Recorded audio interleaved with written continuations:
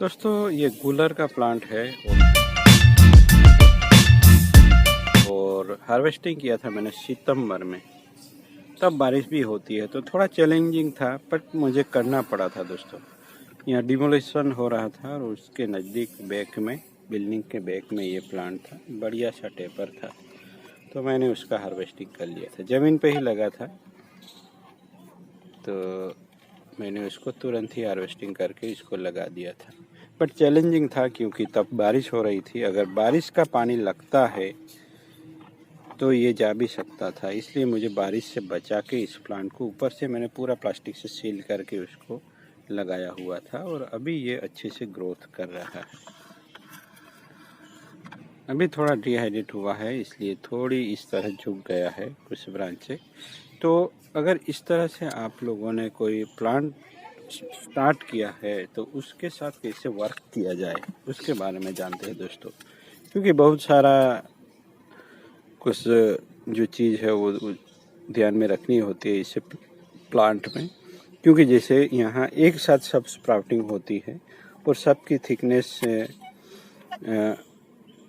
ऊपर वाले ब्रांचों की थिकनेस जल्दी बढ़ जाती है और नीचे वाली कम बढ़ती है थिकनेस ब्रांचों की, तब उसको हमें बैलेंस करना ज़रूरी हो जाता है।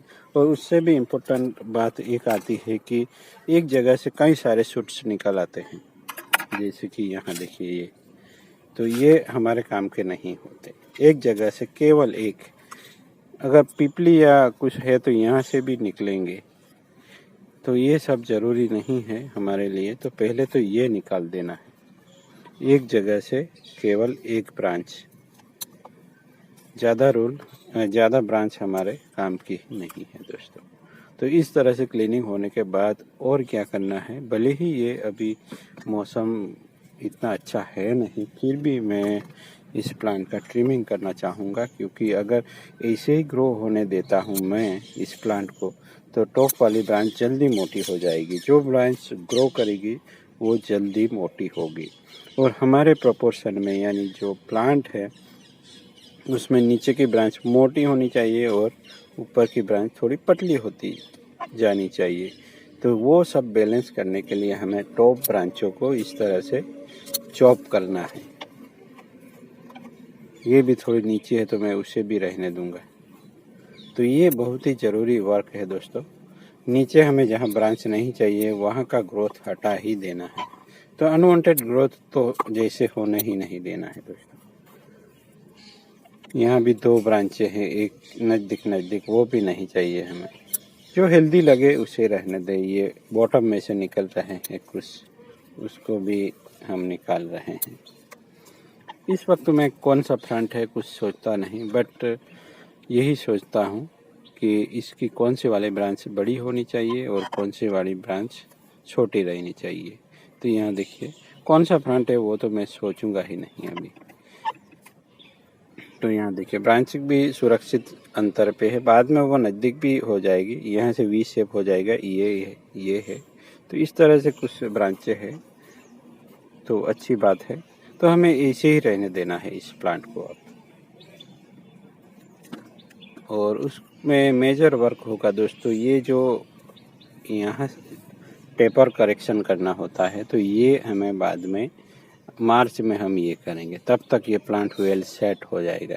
इस वक्त हम इस ब्रांचों को कुछ वायरिंग करके मूवमेंट भी दे सकते हैं, कुछ मूवमेंट मिल जाती है तो अच्छी बात है शुरुआत में, बाद में कोई अच्छी दिक्कत नहीं आती।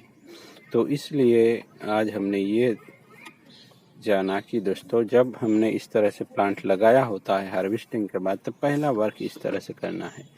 अनवांटेड ब्रांचें निकाल देनी है, एक जगह से एक ही ब्रांच रहनी चाहिए और टॉप वाली ब्रांचों को टाइम पे ट्रिमिंग करते रहो और नीचे वाली बढ़ने दें जब तक कि हमारी डिजायर थिकनेस ना आ जाए, थोड़ी मोटा हो जाए। ऊपर वाली ब्रांचों से मोटा हो जाना चाहिए, जबकि ये सब एक ही साथ में ग्रो हुए हैं बट ये छोटी रह गई है।